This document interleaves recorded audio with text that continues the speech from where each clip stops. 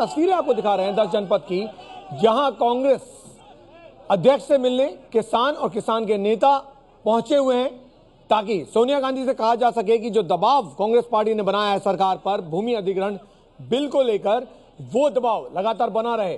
प्रशांत, ABP news संवाददाता phone line पर एक बार फिर जुड़े हैं। प्रशांत, क्या माना जाए, राहुल गांधी पहली बार बोलेंगे ये तो साफ है, लेकिन क्या बोलेंगे वो बहुत अहम होने वाला है, क्योंकि तस्वीरें देख रहे हैं हम 10 जनपद की।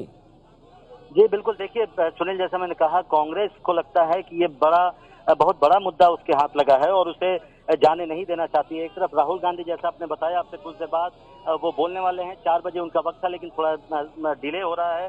इस बीच सोनिया गांधी जो अपने घर पे उन तमाम किसान नेताओं से मिल रही हैं, जो किसान नेता अपने साथ किसानों को लेकर कल रामलीला की रैली में शामिल हुए थे। और जो तस्वीरें आपने देखी 10 जनपद की, वो उन्हीं किसानों की हैं।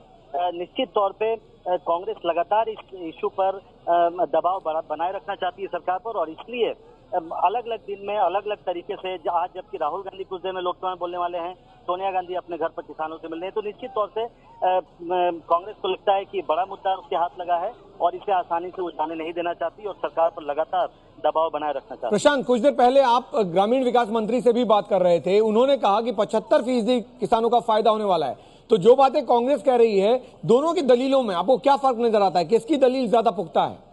नहीं, देखिए, दोनों अपने अपने दलील पर अडिग है सुनील। जो कांग्रेस का जो दो सबसे बड़ा मुद्दा है, वो है सहमति का मुद्दा, जो पहले था 80% और 70% सहमति अलग अलग मामलों में, और दूसरा जो सोशल इंपैक्ट असेसमेंट किया जाता था जमीन अधिग्रहण के पहले पुराने कानून के मुताबिक, जो 2013 में उन दोनों पर कांग्रेस का कहना है कि वो समझौता नहीं करना चाहती। वो सबसे अहम है।